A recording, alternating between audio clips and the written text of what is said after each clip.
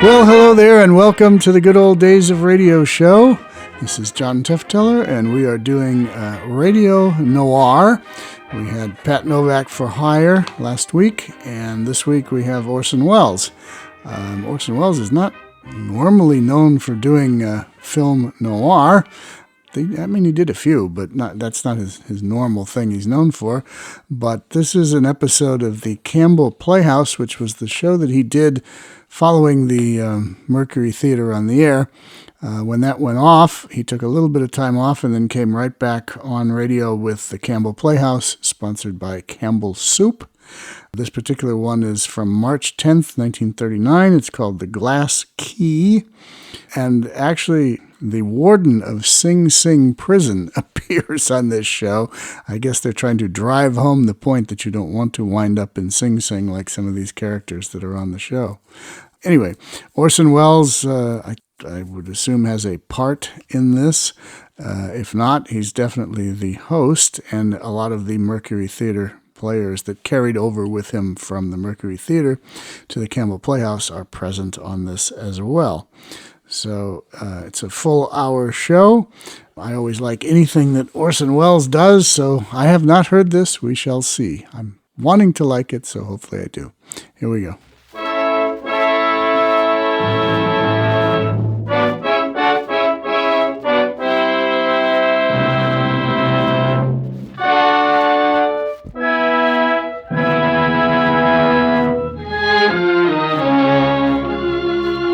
The makers of Campbell Soups present The Campbell Playhouse. Orson Welles, producer.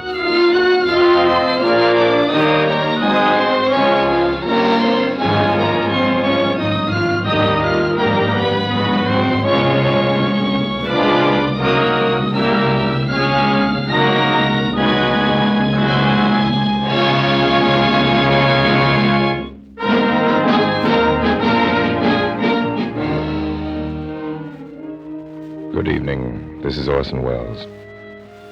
Tonight, under the guidance of an expert, we're going to take an excursion into the underworld of the Prohibition period.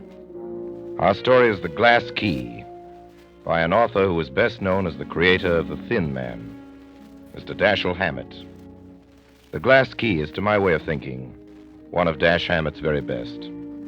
So sit back and let the Campbell Playhouse demonstrate that Mr. Hammett knows far more about underworld plots, political skullduggery, and crimes of violence than any other respectable author should. And then when our story is over, we'll have a chance to check on Dash Hammett, because we have with us in the studio tonight a man who knows more about this sort of thing than even Dashiell Hammett. Warden Laws, no less, of Sing Sing, of course, and who will speak to us at the end of this broadcast. And now first a word from Ernest Chappell.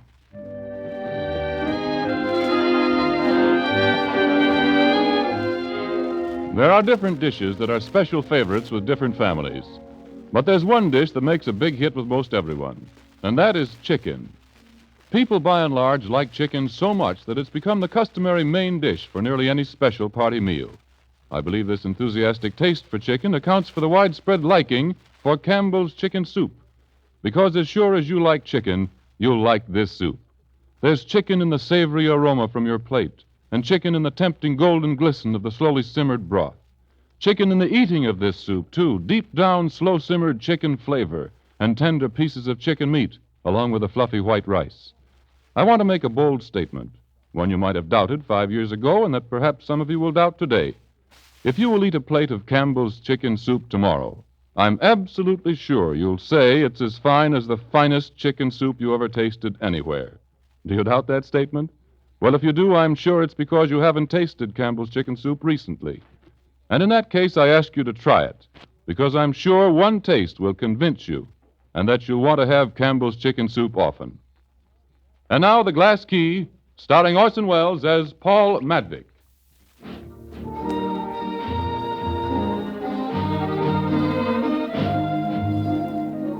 My name's Ned Beaumont, and I guess I'm out of a job for a while. Well, I did the best I could for Paul Madvig, but there it is. A clean sweep for the reform ticket. Funny how things change. 6 weeks ago, you could have got 4-1 on the Madvig machine, putting over the whole ticket. When you come to think about it, there wasn't a thing Paul Madvig could have done differently. Not with the setup he had. I remember the first evening he talked to me about it in his office up over the party headquarters. Office? Well, it wasn't much of an office, just a desk with a lamp on it and a couple of chairs and a picture of the governor looking down at you. All right. Now, there you are, Ned. Hello, Paul. Lend me some money. What do you want? Couple of $100? You've been shooting dice? Yeah. Here you are. Thanks. It's a long time since you've done any winning, isn't it, Ned? Oh, not so long. Month or 6 weeks.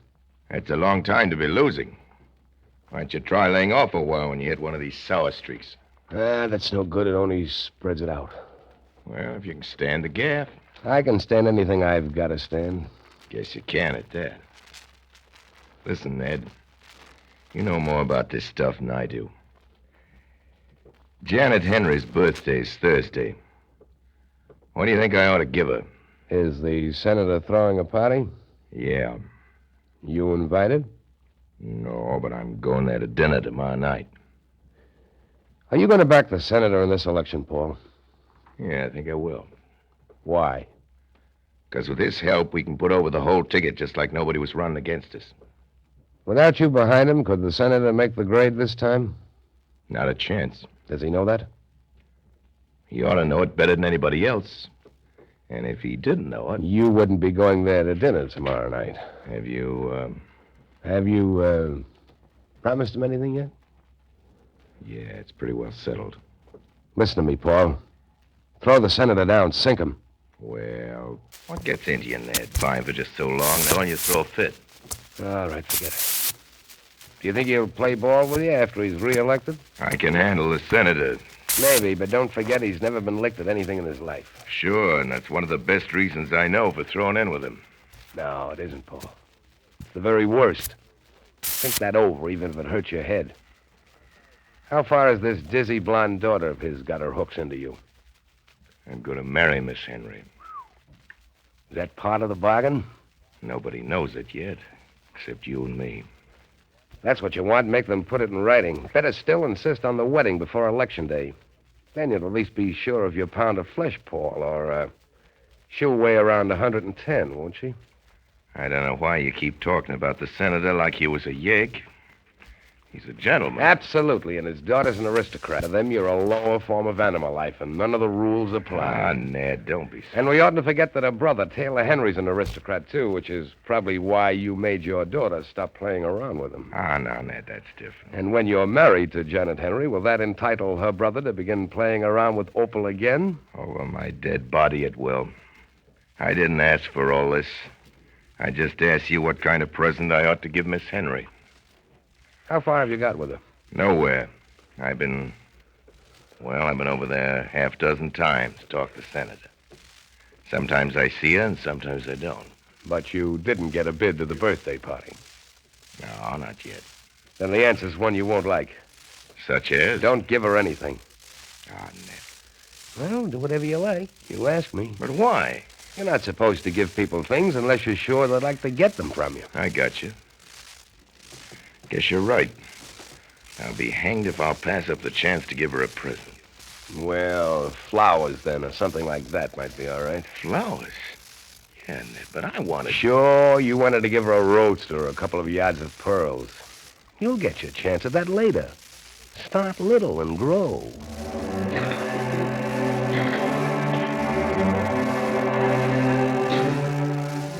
Paul went to that dinner. It was the next night, a Wednesday.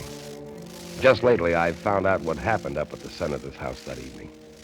As a matter of fact, I got it... Oh, well, never mind. Don't give it a thought, Senator. Me behind you, the election's as good as in the bag. I've been through a few more elections than you, Madvig. They're never in the bag until the votes are counted. Boys will figure to pile up a 30,000 majority in the 8th Ward alone. What will you two talk about when the election's over? How to win the next one, Miss Henry. I'm afraid that's true. Oh, if you'll excuse me, Madvig, I'll leave you alone with Janet for a moment. Sure, Senator. I want to have a talk with my son before he goes out. I'll be right back. You'll have to excuse my brother for not coming down to dinner. That's all right. Taylor and I had a little misunderstanding some weeks back about my daughter. You're not interested in music, are you, Mr. Madvig? I'm interested in anything you do, Miss Henry. I didn't ask that. Music? Oh, yes, I like music. You play it? I can see you're a difficult man to amuse, Mr. Madvig. The conversation must be about politics or about me. Is that it? Well, those are the two things I'm interested in. You think they go together very well? Yes, when one's a means to the other. Mr. Madvig. My friends call me Paul. Very well. Paul, then. Listen, Miss Henry, I know this is a little out of my line. I know I'm a politician from the wrong side of town, and you're Senator Henry's daughter. About all I've ever learned that you don't get up to the 6th grade is how to run things, how to get other people to run things for you. Not quite all. I can learn music and the rest of the things on your side of the town. That's what I'm setting out to do. Janet, you're the end of my road. Everything I want. Everything I want to be. Mr. Madvig. Sorry. Thought you wanted me to kiss you. I think you'd better go now. I'll explain to Father. Sorry. Let's not talk about it. Your toast in the hall. All right. Good night, Miss Henry. Good night, Mr. Madvig.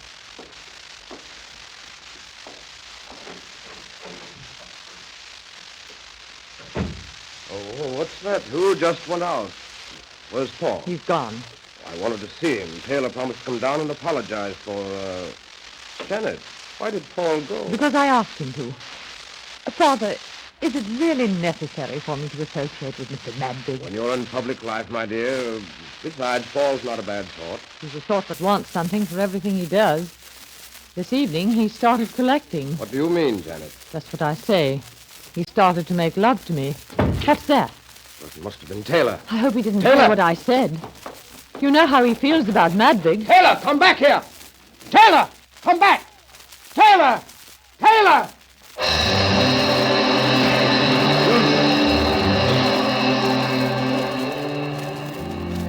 I had an idea Paul would stop by party headquarters that night after the dinner, and I went up to his office and sat at his desk waiting for him. It was after 10 when he came in. Hello, Ned. What are you doing at my desk? Oh, reading the paper? Thought you was downstairs playing dice. I was. How'd the Henry dinner go? I've been to worse. Was Taylor there? Not a dinner. Why? Because he's dead. In a gut up on China Street. With a fractured skull. Is that so? You understand what I said? Yes. Well? Well, what? He was killed. All right. Do you want me to get hysterical about it? Oh, I thought you might want to look into it since it's Senator Henry's son. It's up to the cops, isn't it? I was there with him before they moved the body. Did you notice anything? Yeah. What? His hat wasn't there. You won't need it now. Well, I'll be going along. So long, Paul. You're a fool, Ned. Yeah. One of us is.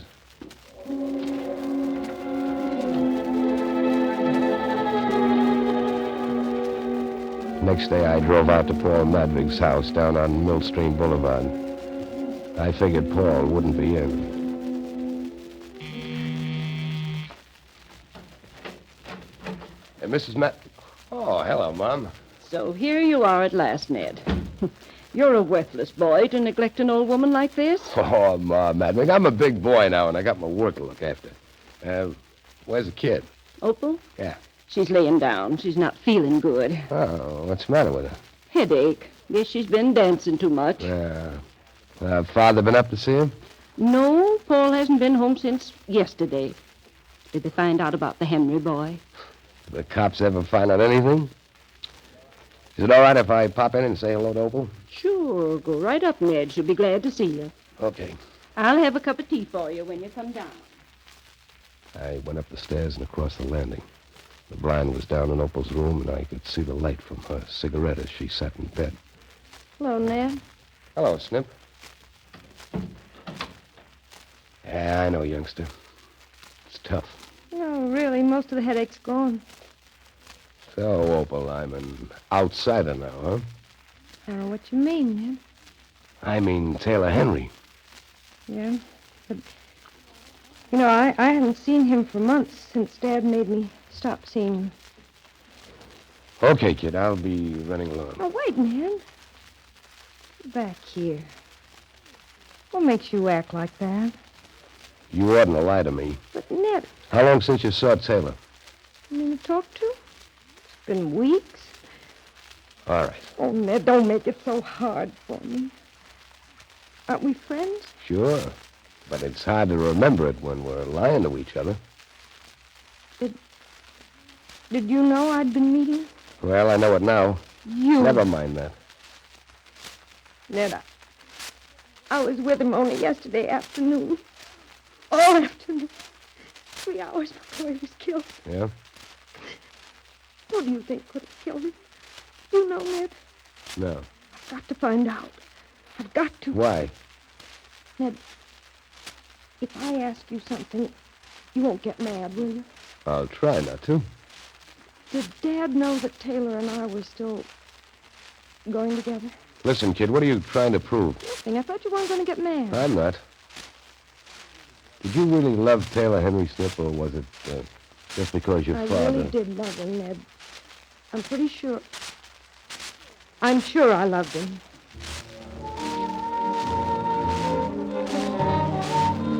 I drove back to town and stopped at a pay station and called up Paul Madvig at party headquarters.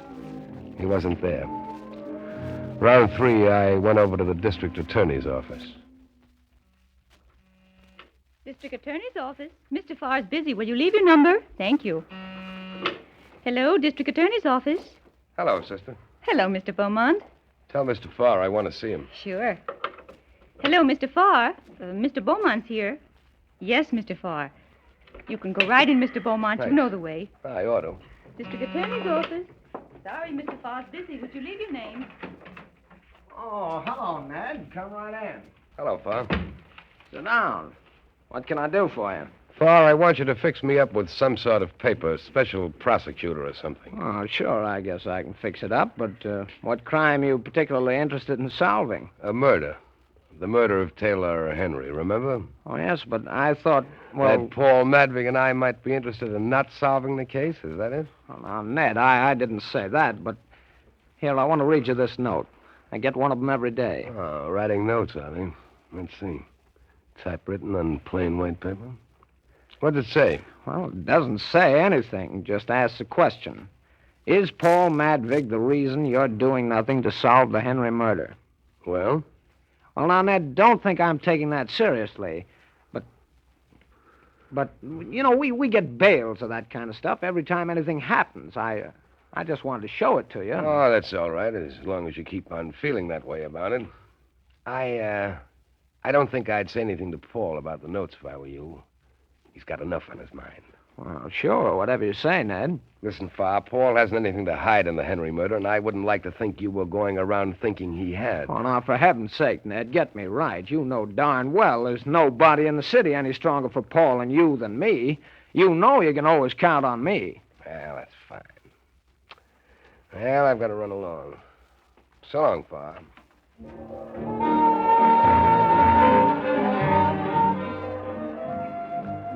I never did spend much of my time at party headquarters around election. I don't like listening to the same line of talk over and over again. It was Tuesday before I saw Paul Madvig again.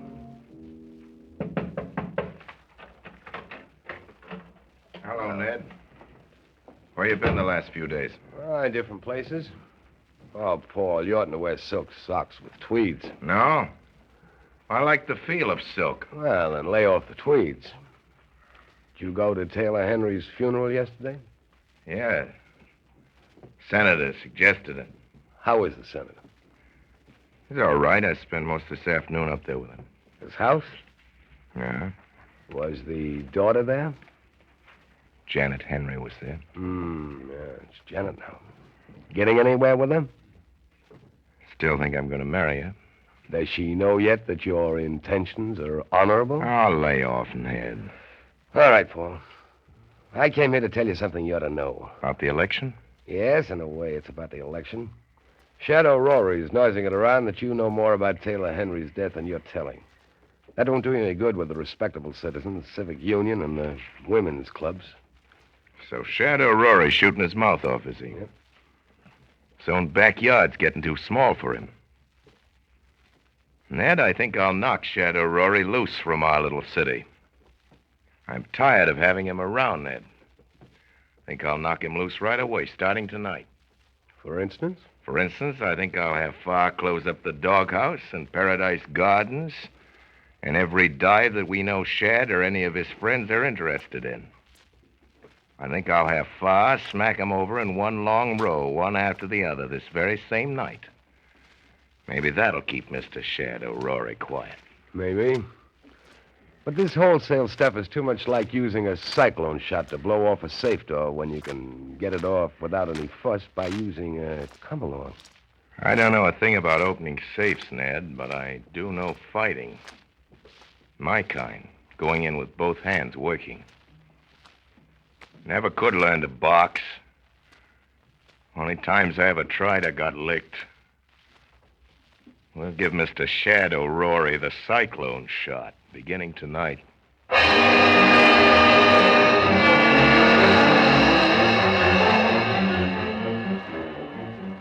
All right, men, break down the door.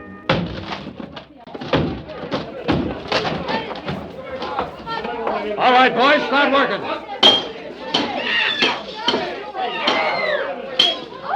Okay, that's all for here, boys. Paradise Gardens next.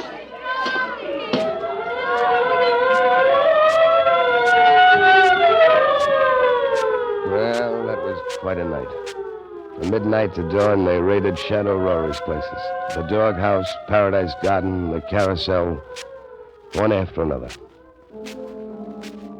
The next evening, Paul Madvig and I were sitting in a private room at Pip Carson's. The man opened the door and came in without knocking. A man of medium height with smooth white hair. He wore a dark blue overcoat over a dark blue suit and carried a black derby hat in a black gloved hand. How are you, Shad? I'm fine, Paul. How's yourself? You know Beaumont, Mr. Shadow Rory. Yep. Yeah. Madwig, politics is politics and business is business. I've been paying my way, and I'm willing to go on paying my way in this town. But I want what I'm paying for. Yeah? What do you mean by that? I mean that half the coppers in town are buying their cakes and ale with dough they're getting from me and some of my friends. Well? I want what I'm paying for. I'm paying to be let alone. And election or no election, I want to be let alone. Business is business and politics is politics. Let's keep them apart. No. It's going to mean killing. If you make it mean killing. It'll have to mean killing. I'm too big to take the boot from you, Madvig. Maybe you're too big to take it laying down, but you'll take it. You are taking it. I'm opening the Paradise Garden again tonight. I don't want to be bothered. Bother me and I'll bother you. Ned, get me headquarters on that phone, will you? Sure. Operator, police headquarters. Well, I want to speak to Lieutenant Brett. There he is, Paul. Hello, Brett. Paul Madwig. How are the folks? It's good. Say, Brett, I hear Shad's thinking of opening up again tonight, yeah. Yeah, the Paradise.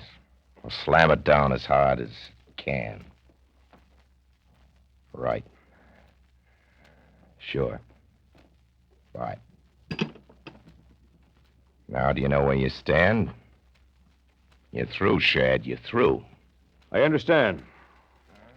So long, Madvig. Well? Wrong, Paul. Holy mackerel. Don't anything suit you? Say, where are you going? I'm leaving.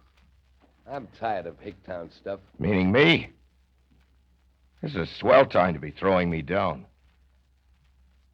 So you're hard to get on with, Ned. I never said I wasn't. Yeah, have a drink. There's no hurry, is there? No. Thanks. You mind telling me why you think I handled Shad wrong? It won't do any good. Try.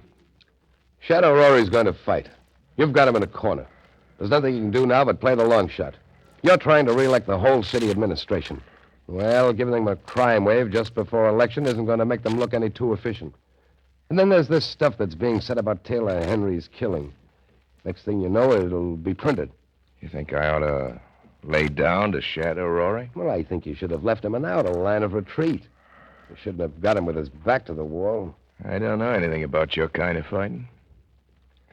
He started it. All I know is when you got somebody cornered, you go in and finish him. That system's worked all right for me so far.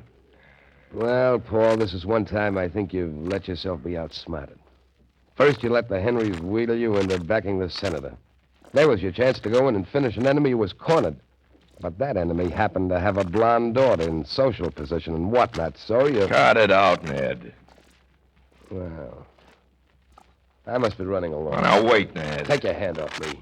Now, look here, Ned. Let go. Don't be a fool. You and I... I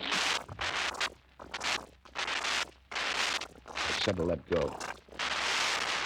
I meant it. Crazy nut. I ought to knock the devil out of you. Ah, come on, Ned. Let's finish our beers.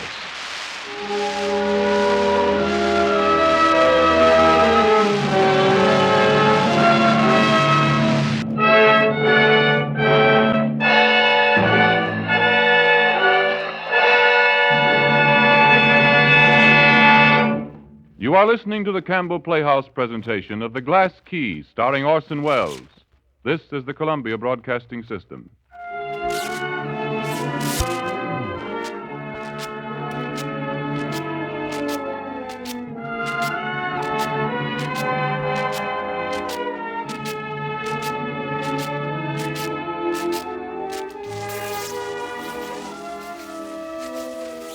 This is Ernest Chappell, ladies and gentlemen, welcoming you back to the Campbell Playhouse. In just a moment, we will resume our presentation of Dashiell Hammett's The Glass Key, starring Orson Welles. Who killed Cock Robin? Who killed Taylor Henry? I think there's nothing quite like a good murder mystery, and Dashiell Hammett is my idea of a perfect companion, whether it's for a Friday evening by the radio or for good reading anytime. But there's a time and place for mystery like anything else. And one place you won't find any mystery is in the kitchens where Campbell soups are made. I visited those kitchens as recently as last week, and I know whereof I speak. There are no secrets there. You can watch for yourself each step in the making of fine soup. Among other things, I watched them make Campbell's chicken soup. And I know why it is that people who have never thought a canned chicken soup could be as good as homemade change their minds completely when they first taste Campbell's. Because Campbell's make chicken soup the way a good cook does at home. Indeed, it seems to me that Campbell's way is in some respects even better. For example, where chicken soup at home is often made from leftovers, Campbell's use all the good meat of the fine selected chickens. And what plump, splendid chickens they are, too. But the thing that amazes me most is the care with which each ingredient is prepared and cooked, and the precision of the measuring and blending. Skill, precision, a lavish hand with the ingredients. These you see in the making of Campbell's chicken soup. But no mystery, no secrets. And if there's any doubt in your mind about how good a canned chicken soup can be, I do earnestly invite you to try Campbell's chicken soup. Now we resume our Campbell Playhouse presentation of The Glass Key, starring Orson Welles as Paul Madvig.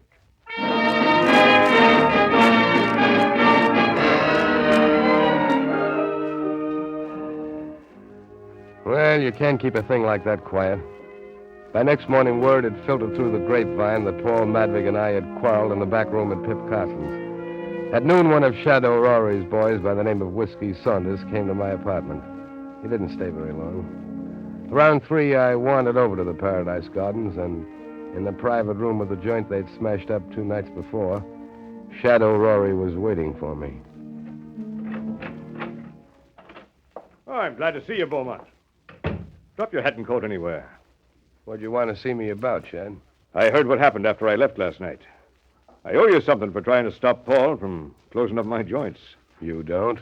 I don't? No. I was with him then. What I told him was for his own good. I thought he was making a bad play. He'll know it before he's through. Is it so that you and Paul have broken for good and all? I thought you knew it. I thought that's why you sent for me. I heard it, but that's not always the same thing. What were you thinking you might do now? There's a one-way ticket for New York in my pocket, and my clothes are packed. How long you been here? 15 months. You and Paul have been close as a couple of fingers. How long? Yeah? You ought to know a lot of things about him. I do. Why did Paul Madwig bump off young Henry? Make your proposition. How does this hit you? After election, I'll take you to the finest gambling house the state's ever seen. Let you run it to suit yourself with all the protection you ever heard of. That's an if offer if you win. Don't you think we're going to win the election? You won't bet even money on it. You're not so hot to go in with me, are you, Beaumont? No, it wasn't any idea of mine. Sit down. We can still talk, can't we? Sure. Listen, I'll give you 10 grand in cash right now if you'll come in, and 10 more on election night if we beat Paul, and I'll keep that house offer open for you to take or leave. You want me to rat on Paul Madwig, of course. I want you to go to the papers with a lowdown on everything you know about him being mixed up in the sewer contracts, the dirt on how he's running the city. I want you to tell the papers how he killed Taylor and why. Well, there's nothing in the sewer business now. He let his profits go to keep from raising a stink. All right. But there is something in the Taylor-Henry business. Yeah, we might have him there. It'll be worth it for both of us. I'll have a reporter put the stuff in shape. You just give him the dope and let him write it. You can start off with the Taylor-Henry thing. Maybe. You mean we ought to start off first with the $10,000? Well, there's something in that. Here. 10 grand. Count 'em up. Thanks. The thanks go both ways. The reporter's out there now. Shall I call him? I ought to have a little time to straighten it out in my mind. I'll give it to him any way it comes to you. He'll put it in shape. Fine. We'll go over to my place now and get to work on it. It'll be better here. Well, if it's the money you're worried about, you can hang on until I've turned in the stuff. I'm not worried about anything. But you're in a tough spot, and if Paul gets the news, you've come over to me, and I don't want to take any chances on having you knocked off. You'll have to take them. I'm going. No. Jeff, whiskey?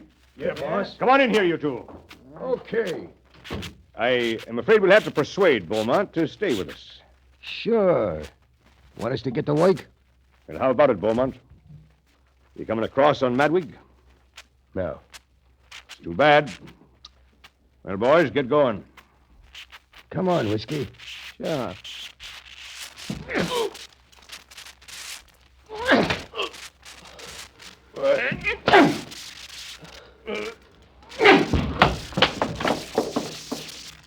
All right, boys. You'll stay now. Go back and finish your game.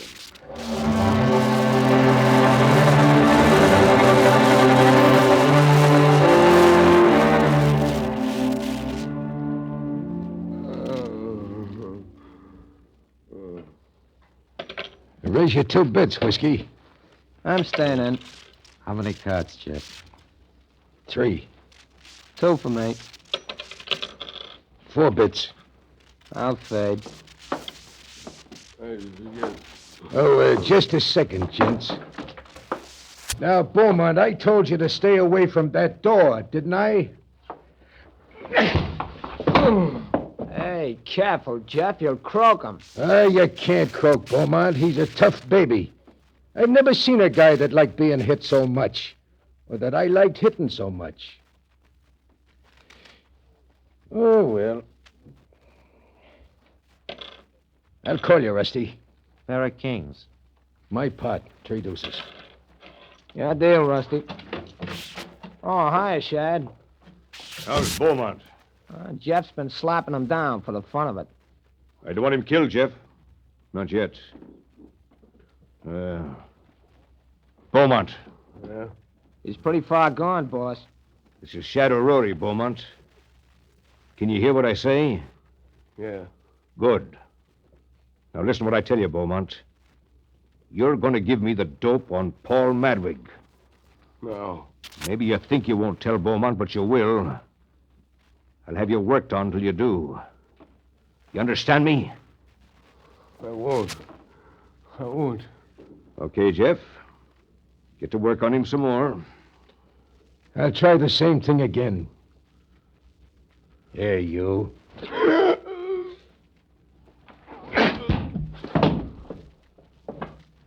It ain't no good now. He's throwing another Joe.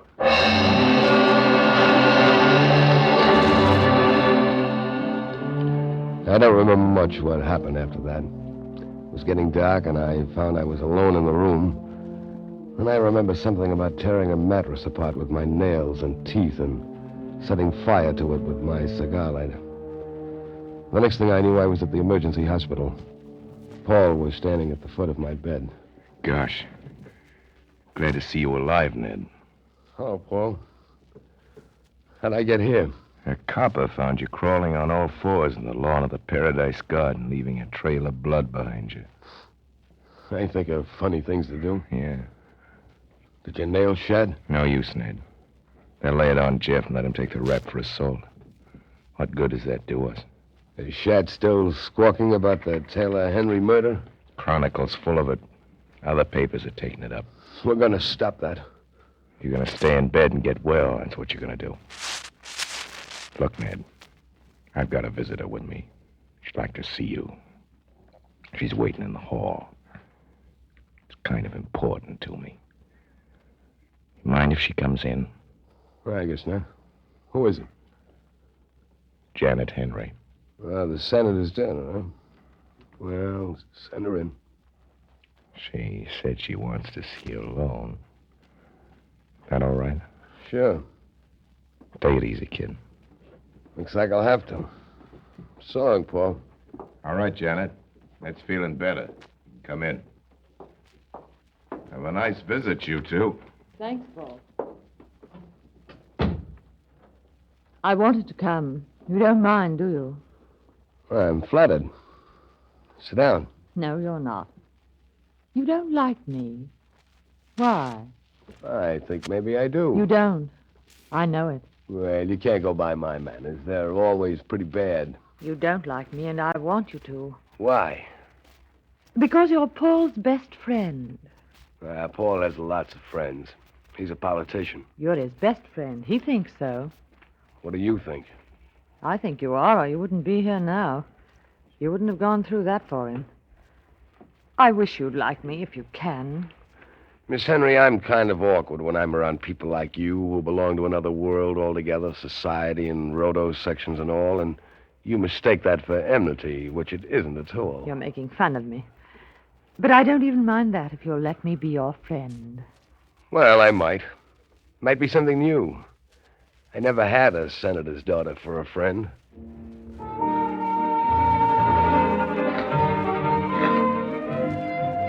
Next day, I had another visitor. About 2 in the afternoon, the nurse came in to see if I was sleeping. I wasn't. A basket of fruit for you, Mr. Beaumont. Who from? Here's the card. Open it, nurse. It just says, please, and it's signed Janet Henry. Oh, help yourself to the junk. Take enough so it looks as if I'd eaten it. No wonder people beat you up. And there's a Mrs. Madvig here to see you. I'll tell her to come in and you stay out. It'll be a pleasure. All right, Mrs. Madvig. Thank you. Hello, Ned. Come on over here, Mom. I'm going to kiss you. Oh, what foolishness. Well, you don't look so bad, nor yet so good. How do you feel, Ned? Oh, swell. I'm only hanging around here on account of the nurses. That wouldn't surprise me much, neither. Oh, Mom.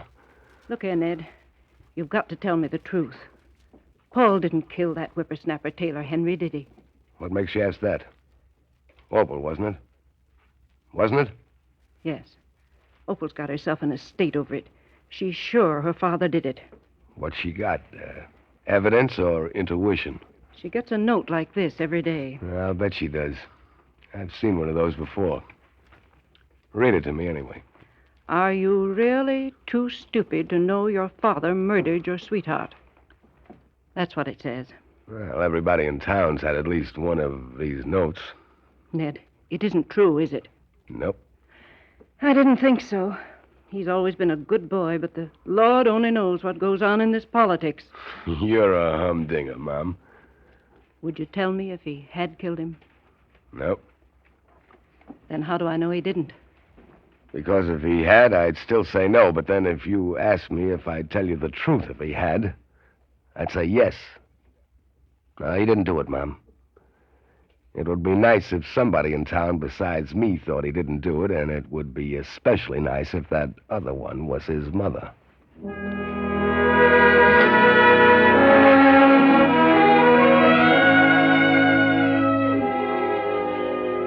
While I was on my back in that hospital, I did some thinking. I didn't like the way things were going for Paul. Decided I'd better get out and do some looking around. The doctor said no. I said yes. District Attorney's office. Yes, I'll connect you. Hello, sister. Hello, Mr. Beaumont. How are you feeling? Fine. Tell Farr I'm here. Mr. Beaumont to see you, Mr. Farr. All right. I'm sorry, Mr. Beaumont. Mr. Farr has an important conference. If you don't mind, I'll see for myself. Mr. Beaumont, please. You're not supposed to go. How are you, Farr? Do I have to smash my way in to see you these days? Oh, Ned, was it you? I thought the girl said Mr. Barman. Come right in. Oh, no harm done. I got in. Anything new? Oh, no, nothing. Just the same old grind. How's the electioneering going? Well, it could be better, but I guess we'll manage all right. What's the matter? Oh, this and that. Things always come up. Well, that's politics, I guess. Yeah. Anything I can do, or Paul, to help? No, I think not. This Henry killing the worst thing you're up against? Well, there's a lot of feeling that we ought to have cleared up the murder before this, and that Paul ought to have helped. That's one of the things, and maybe one of the biggest that'll count against us at election. Made any progress since I saw you last? No, not much. Listen, Farr. Paul's always glad to help the boys out of holes. Do you think it would help if he'd let himself be arrested and tried for the Henry murder? Well, it's not for me to tell Paul what to do. Yeah, there's a thought. And here's another one that goes with it. It's not for you to do much Paul wouldn't tell you to do, Mr. District Attorney.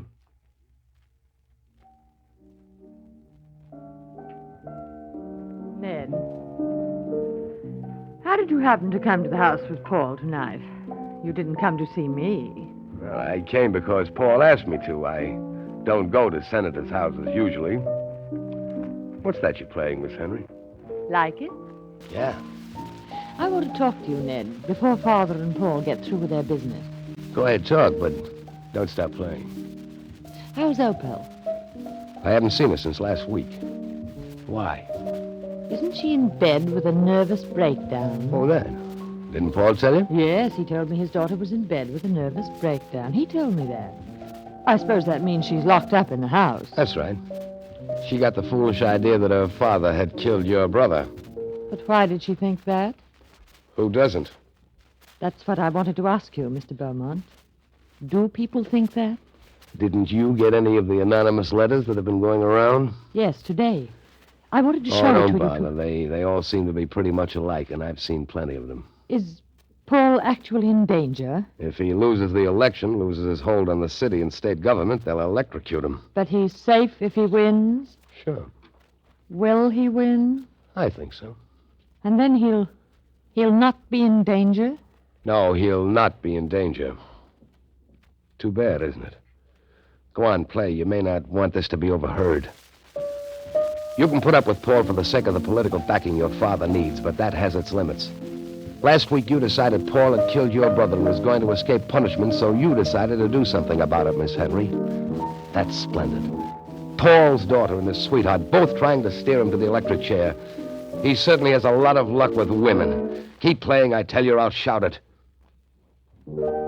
You sent those anonymous letters around. Certainly you did. I'm not good at lying. I know Paul killed Taylor. I wrote the letters. You hate Paul, don't you? Even if I proved to you that he didn't kill Taylor, you'd still hate him, wouldn't you? Yes, I think I should. That's it. You don't hate him because you think he killed your brother. You think he killed your brother because you hate him. No, now listen to me. I'll tell you what happened that night. Paul came to dinner, the first time we'd had him to dinner. Taylor wasn't at the dinner table, but he was up in his room. Yes, he would beat with Paul because of the trouble he'd had about Opal. After dinner, Paul and I were alone for a little while in this room, and he suddenly put his arms around me and tried to kiss me. What happened then? I asked him to leave. And then? Father came down. He'd heard Paul going out. I told him what had happened. And then Taylor came down from his room. He must have heard what I said because he ran out the door after Paul. Father tried to stop him. I didn't see either of them until Father came to my room and told me Taylor had been killed. Well, what of it? What of it? How could I help knowing then that Taylor had run out after Paul and had caught up with him and had been killed by him? He was furious. No, that won't do. Paul wouldn't have to kill Taylor, and he wouldn't have done it. Paul doesn't lose his head in a fight. I know that. I've seen Paul fight, and I've fought with him. No, that won't do. I know. You're Paul's friend. It hurts. You're right about my being Paul's friend. Then this is useless. I thought if I could show you the truth. But we needn't be enemies, need we? The part of you that's tricked Paul and is trying to trick him is my enemy. And the other part of me? It hasn't anything to do with that? You don't know that part, do you? Sure I do. That part was playing the piano just now.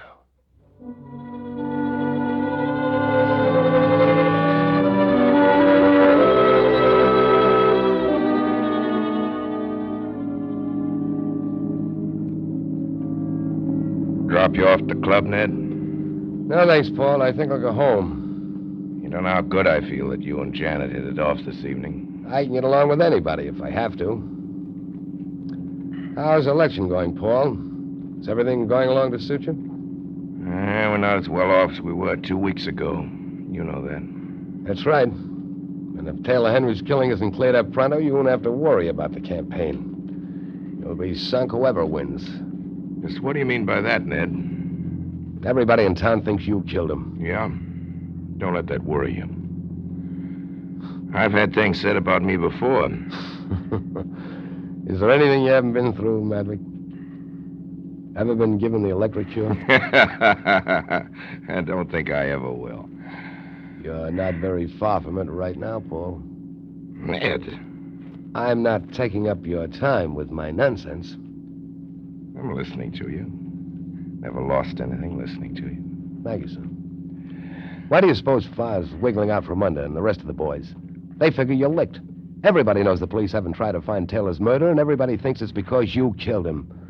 Farr figures that's enough to lick you at the polls this time. We've been talking a lot about what other people figure, Ned. Let's talk about what you figure. Figure I'm licked? I've told you. If Taylor Henry's murder isn't cleared up pronto, you're sunk. That's the whole thing. That's the only thing worth doing anything about. That won't do. Think up something else. Must be an out, Ned. Think. There isn't. That's the only way. You're going to take it whether you like it or not, or I'm going to take it for you. Ah, no, lay off. Well, that's one thing I won't do for you, Paul. I killed him, Ned.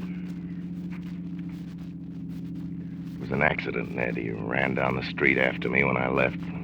Cane he'd picked up on his way out. He tried to hit me with a stick. I don't know how it happened, but pulling it away from him, I hit him on the head with it.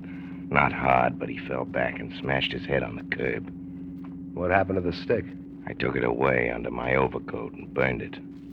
What kind of a stick was it? A rough brown one, heavy. And you had a clear self-defense plea. I know, but I didn't want that, Ned. I want Janet Henry more than I ever wanted anything in my life. What chance would I have then? Even if it was an accident. You'd have more chance than you've got now. Janet Henry's always thought you killed her brother. She hates you. She's been trying to play you into the electric chair. She wrote all those anonymous letters to everybody. She's the one that turned your daughter against you. She was telling me this tonight, trying to turn me. She's not... That's enough. What is it, Ned? Do you want her yourself, or is it... It doesn't make any difference. Get you, heel. This is the kiss-off. Whatever you say, Paul.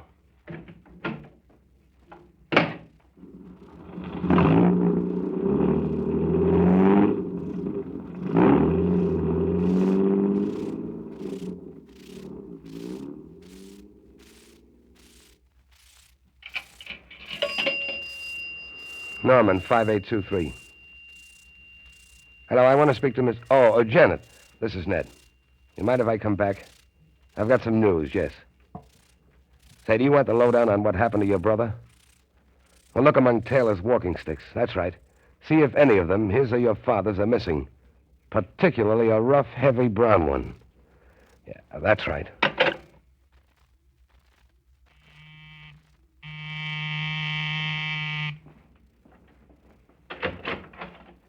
Come in, Mr. Beaumont. What's happened? Tell me. What'd you find out about the walking stick? It's upstairs in Father's closet, the heavy one you described. In fact, none of them are missing. Neither Taylor's nor Father's. But what about it? Ned, don't be so mysterious. Look here, Janet. Are you sure you want to go through with this thing? I want to go through with it more than I ever wanted to do anything in my life. They're practically the same words Paul used, telling me how much he wanted you. Did you tell him about me? Yep. Called me a liar and kicked me out of his car. Paul and I are washed up. I'm glad. I won't pretend I'm not. Did Paul say anything else? Yes. Well? He said that he killed your brother. Ned, I knew it. Then you'll go to the district attorney. You certainly want to be in at the kill, don't you? He was in at my brother's. Well, I hope you like it when you get it. Now, go ahead. Call your father. Father? Oh, Father! Would you come in, please? Right away. Janet, just one more thing. You're sure about that cane? Of course I'm sure. I saw it just 10 minutes ago. Good. That's all I need to know. Well, Janet, what is it? Oh, hello, Mr. Beaumont. Hello, You back fellow. again? Father, I'm afraid we have some unpleasant news for you. Mr. Beaumont has just told me who killed Taylor. It was Paul Madvig. Madvig? Mr. Beaumont, what have you got to support that statement? What evidence? For one thing, his own confession. Madvig admitted that he killed my son? Yes. This is incredible. An associate of mine killed my son? I can't believe it. Father, what are you going to do? Well, there's only one thing we can do. Tell Farr to arrest Paul Madvig. Operator, get the district attorney's office. Senator, I wouldn't do that if I were you. What do you mean, Beaumont? I'd hang up that receiver. I wouldn't talk to Farr yet. You're not quite ready. You think that you can tell me what you did and expect me to do nothing when my son... Hang up that receiver, Senator. Senator, I have a special authority from the district attorney. I've got it here in this pocket. If there's any arrest in this case, I'd like to do it myself. Then why didn't you arrest Madvig on the spot? Because he didn't kill your son. Ned. Well, you just said... That Paul confessed, yes, but I didn't say I believed him. His story didn't hold together. Sit down, Senator, and you, Janet. I've got plenty to say to both of you. You'd better be quick about it, Beaumont, before I pick up the phone. It won't work, Senator, because Paul's going to stop covering you up the minute he gets arrested. Now, what happened, Miss Henry, is something like this. When your brother heard about Paul that night, he ran after him, taking the stick with him and wearing a hat. Well, that's not important. You wanted to be reelected, Senator. You couldn't let your son get in a fight with a man you were counting on to put you over. So you had to stop your son at all costs, didn't you? This is nonsense. I will not have my daughter... Sure, it's nonsense, and you're bringing the stick that killed him back home is nonsense, and wearing his hat because you'd run out bareheaded after him is nonsense, too. But it's nonsense that'll nail you to the cross, Senator Henry. Let's have it quickly, Beaumont. What is it you're trying to say? I can say it in 4 words, Senator. You killed your son.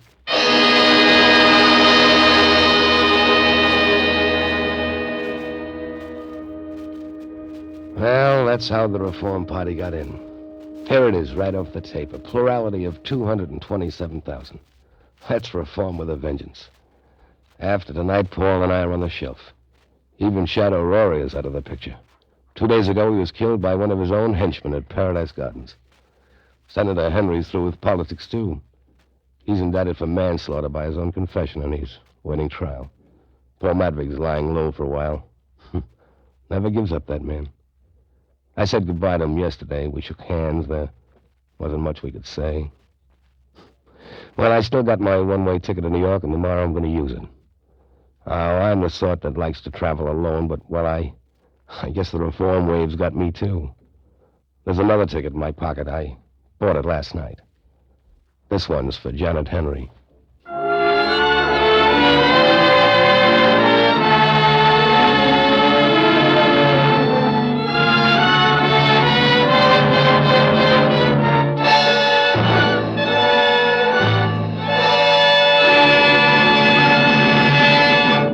This concludes the Campbell Playhouse presentation of The Glass Key by Dashiell Hammett.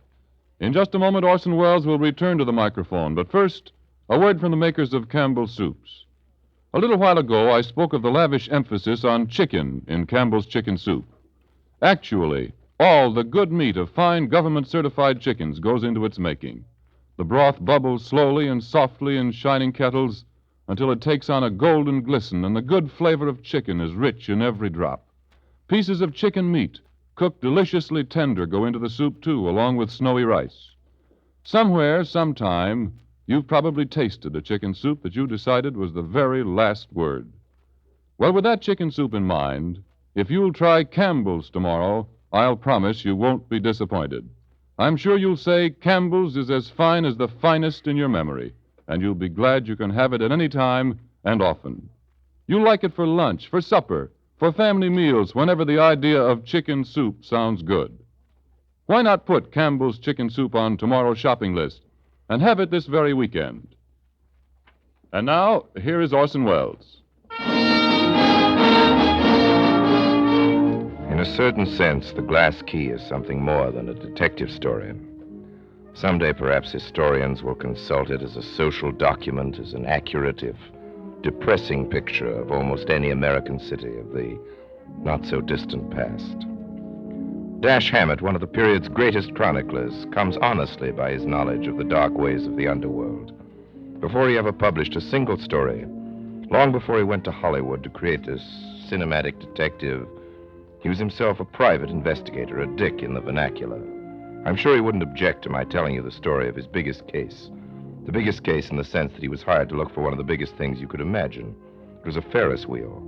As a friend of Mr. Hammett, I should like to be able to report that he laid hands on the Ferris wheel and returned it to the owner, but he didn't. Nobody to this day knows what happened to the Ferris wheel. Perhaps it escaped to South America disguised as a roller coaster, a merry-go-round. However, Hammett, thwarted in his career of detection, turned eventually to literature, and I, for one, am heartily thankful. There are lots of detectives, but there's only one Dashiell Hammett. Now, I have the great pleasure in introducing to you our distinguished guest of the evening, Warden Laws of Sing Sing. Mr. Welles, I want to thank you for inviting me to one of the most realistic crime dramas I've witnessed. Shall I say in an unofficial capacity? Warden Laws, would you say that Mr. Hammett's story reflects the underworld of the Prohibition era only, or one that still persists today? Well, booze is gone, Mr. Welles, but crime persists. However, I believe the intimate tie-up of crime with politics is decidedly on the wane. Does that mean that we're catching up with the crime problem? We've been catching up with crime for over 4,000 years. Tablets dug up in the Near East of the trial and execution of a couple of protection racketeers who had been terrorizing the local merchants. The record shows that these gangsters had actually been paying off the mayor. This particular racket was busted in the year 2000 B.C. Well, that's not exactly tossing orchids to the crime crusaders of the past 4,000 years. Don't misunderstand me, Mr. Welles. Police action against matured crime is necessary, but there is another front on which the fight must go on. We may fill our prisons to capacity and work the electric chair overtime, but crime will continue until we correct the conditions which produce it. That's the challenge you made in your recent book, Invisible Stripes. Supposing we accept your challenge, Warden Laws, what can the average citizen do about it? The average citizen is the only one who can do anything about it, because crime is essentially a problem of youth, and the average citizen is directly responsible for the training of youth. And there are at least 3 million children throughout the country desperately in need of supervised leisure activities. Well, that brings the fight right into our own homes, doesn't it? And those, the basic factors involved in society's effort to eliminate crime. No, there is one thing more. In the 12 months of depression beginning in the late months of 1937, Sing Sing received the greatest number of genuine first offenders in its history, victims of a tragic lack of opportunity. We must find places in our social and economic fabric for every young man and young woman. That, Mr. Welles, is the answer to the crime problem. Let's hope that it can be accomplished. It must be accomplished, Mr. Welles, if democracy is to reach its true fulfillment. Thank you, Warden Laws.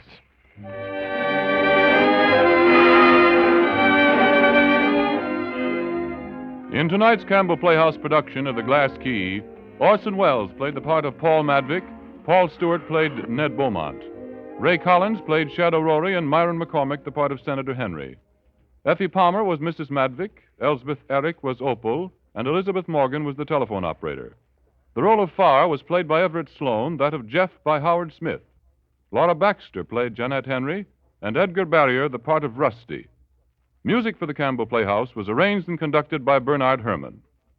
And now, Mr. Wells, may we have a word, please, about next week's broadcast? Just a word. Next week, our story is about three brothers who left England to save a lady's honor and who wound up in Morocco as members of the most desperate band of men in the world, the Foreign Legion. Next week, Percival Christopher Wren's romance, Beau Geste, is the story, and with us, Laurence Olivier and Noah Berry.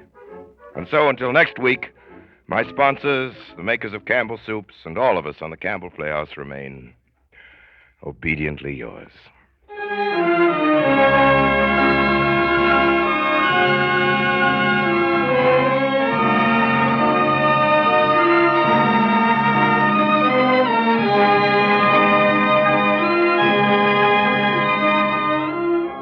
The makers of Campbell Soups join Orson Welles in inviting you to be with us at the Campbell Playhouse again next Friday evening when Laurence Olivier and Noah Beery will appear with him in Beau Geste. Meanwhile, if you have enjoyed tonight's Campbell Playhouse presentation, won't you tell your grocer so tomorrow when you order Campbell's Chicken Soup? This is Ernest Chappell saying thank you and good night.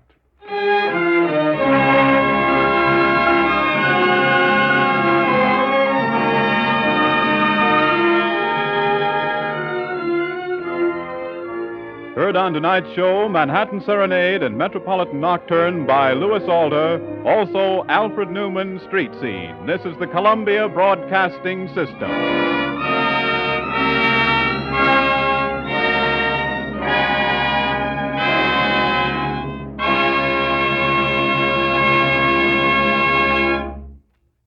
Well, Ernest Chappell there, about 8 years before Quiet Please, same guy.